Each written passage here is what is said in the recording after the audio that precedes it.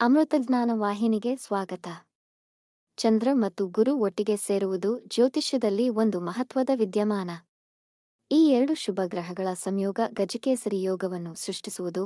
ಇದು ಜ್ಯೋತಿಷ್ಯದಲ್ಲಿ ಅಪರೂಪದ ಯೋಗಗಳಲ್ಲಿ ಒಂದಾಗಿದೆ. ಮಿಥುನ ರಾಶಿಯಲ್ಲಿ ಸಂಚರಿಸುತ್ತಿರುವ ಗುರು ಬರೋಬ್ಬರಿ 12 ವರ್ಷಗಳ ಸುದೀರ್ಘ ಅವಧಿಯ ನಂತರ ಜೂನ್ ತಿಂಗಳಿನಲ್ಲಿ ತನ್ನ ಉಚ್ಚ ರಾಶಿಯಾದ ಕರ್ಕಾಟಕ ರಾಶಿಗೆ ಪಾದಾರ್ಪಣೆ ಮಾಡಿದ್ದಾರೆ.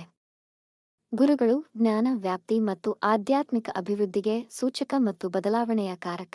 ಜೀವನದಲ್ಲಿ ಸಮತೋಲನವನ್ನು ಸೃಷ್ಟಿಸುವ ಭಾವನೆ ಮತ್ತು ಅಂತಃಪ್ರಜ್ಞೆಯನ್ನು ಪ್ರತಿನಿಧಿಸುವ ಚಂದ್ರನೊಂದಿಗೆ ಸಂಯೋಜನೆಗೊಳ್ಳುತ್ತದೆ. ಮಿಥುನ ರಾಶಿಯಲ್ಲಿ ಸಂಚರಿಸುತ್ತಿರುವ ಗುರು ಈ ಸಂಯೋಗ ಅನೇಕ ರಾಶಿಗಳ ಜೀವನದಲ್ಲಿ ಸಕಾರಾತ್ಮಕ ಬದಲಾವಣೆಗಳನ್ನು ತರುವುದು. ವಿಶೇಷವಾಗಿ ಕೆಲವು ರಾಶಿಗಳು ಹೆಚ್ಚಿನ ಪ್ರಯೋಜನಗಳನ್ನು ಪಡೆಯುತ್ತವೆ. ಹಾಗಾದರೆ ಗ್ರಹಗಳ ಈ ಸಂಯೋಗದಿಂದ ಮೇಷರಾಶಿಗೆ ಏನು ಫಲ ನೀಡಲಿದೆ ಎಂದು ತಿಳಿಯೋಣ.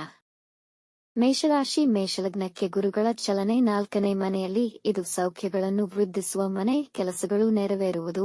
ಇದುವರೆಗೂ ಇದ್ದ ಸಮಸ್ಯೆಗಳಲ್ಲಿ ನೆಮ್ಮದಿ ಕಾಣುವುದು ಹಾಗೂ ಸಾಡೆಸತಿಯ ತೀವ್ರತೆಯು ಕಮ್ಮಿಯಾಗುವುದು. ಉದ್ಯೋಗ ಮತ್ತು ವ್ಯಾಪಾರದಲ್ಲಿ ಮನಃಶಾಂತಿ ಕಾಣುವುದು. ನಿಮ್ಮ ಬುದ್ಧಿವಂತಿಕೆಯಿಂದ ಕೆಲಸ ನಿರ್ವಹಿಸುವಿರಿ. ಆದಾಯದ ವೃದ್ಧಿ. ಮನೆ, ಭೂಮಿ, ವಾಹನವನ್ನು ಖರೀದಿಸಬಹುದು ಹಾಗೂ ಮನೆಯಲ್ಲಿ ಮಂಗಳ ಕಾರ್ಯಗಳು ನೆರವೇರುವುದು. ಹಾಗಾಗಿ ಖರ್ಚುಗಳು ಹೆಚ್ಚಿರುವುದು. ತಾಯಿಯಿಂದ ಲಾಭ. ತಾಯಿ ಅನಾರೋಗ್ಯ ಸಮಸ್ಯೆಯಿಂದ ಬಳಲುತ್ತಿದ್ದರೆ ಅದಕ್ಕೆ ಪರಿಹಾರ ದೊರೆಯುವುದು.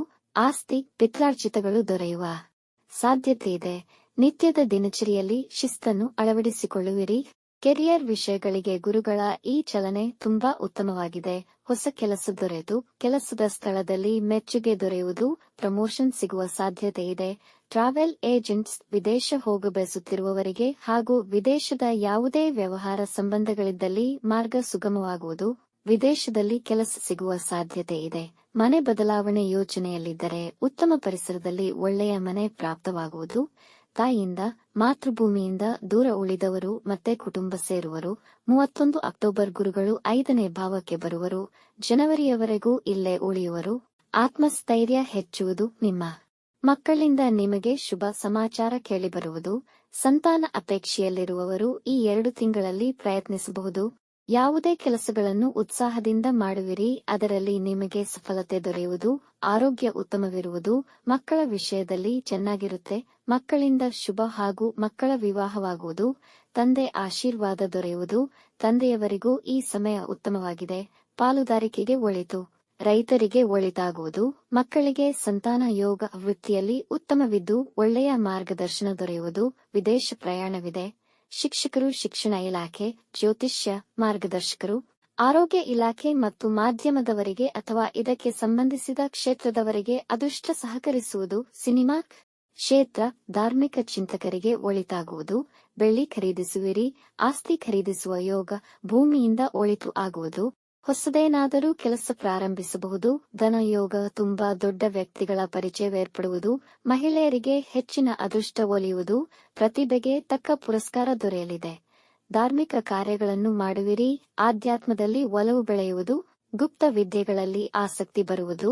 ಪಿತ್ರಾರ್ಜಿತ ಆಸ್ತಿ ವಿಷಯದಲ್ಲಿ ಅನುಕೂಲಕರವಿದೆ ಮತ್ತು ವಿವಾದದಲ್ಲಿ ಸಿಲುಕಿರುವ ಆಸ್ತಿಯ ವಿಷಯದಲ್ಲೂ ಸಮಾಧಾನ ದೊರೆಯುವುದು.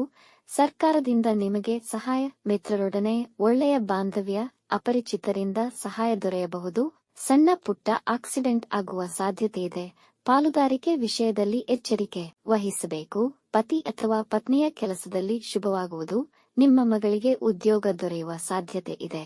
ಕೆಲವಷ್ಟು ವಿಷಯಗಳು ನಿಮ್ಮನ್ನು ಬಾಧಿಸಬಹುದು. ಮನಸ್ಸು ಚಂಚಲವಿರುವುದು. ಹೆಚ್ಚು ಸವಾಲುಗಳನ್ನು ಎದುರಿಸಬೇಕಾಗಬಹುದು. ವ್ಯಸನ ಪಡುವಿರಿ. ಶತ್ರುಗಳ ಕಾಟವಿರುವುದು. ಸಾಲಬಾಧೆ ಇರುವುದು. ನಿಮಗೆ ಸೋಂಬೇರಿತನ ಹೆಚ್ಚಾಗುವುದು. ಹಾಗಾಗಿ ನೀವು ಚೈತನ್ಯಶೀಲರಾಗಿ ಯೋಗ, ವ್ಯಾಯಾಮ ನಿತ್ಯ ಅಳವಡಿಸಿಕೊಳ್ಳಿ. ಸೋಂಬೇರಿತನ ಮತ್ತು ಚಂಚಲತೆ ದೂರ ಉಳಿದರೆ ಯಶಸ್ಸು ಖಂಡಿತ. ಸಾಡೆಸತಿಯ ಪ್ರಭಾವದಲ್ಲಿರುವ ನಿಮಗೆ ಗುರುಗಳ ಈ ಚಲನೆ ನಿರಾಳತೆ ನೀಡುವ ಚಲನೆಯಾಗಿರುವುದು. ಪರಿಹಾರ: ಹನುಮಂತನ ಪೂಜೆ ಅಥವಾ ಹನುಮಾನ ಚಾಲಿಸ ಪಠಿಸಿ. ವಿಷ್ಣುವಿನ ಆರಾಧನೆ ಮತ್ತು ಮೆಡಿಟೇಷನ್ ಮಾಡಿ. ವೀಕ್ಷಿಸಿದ ತಮಗೆ ಧನ್ಯವಾದಗಳು. ನಿಮ್ಮ ಅಭಿಪ್ರಾಯ ಮತ್ತು ಅನಿಸಿಕೆಗಳನ್ನು ಕಮೆಂಟ್ ಮೂಲಕ ತಿಳಿಸಿ. ಮಾಹಿತಿ ಇಷ್ಟವಾಗಿದ್ದಲ್ಲಿ ಚಾನಲ್ಗೆ ಸಬ್ಸ್ಕ್ರೈಬ್ ಮಾಡಿ, ಶೇರ್ ಮಾಡಿ. ತಪ್ಪದೆ ಬೆಲ್ ಐಕಾನ್ ಪ್ರೆಸ್ ಮಾಡಿ.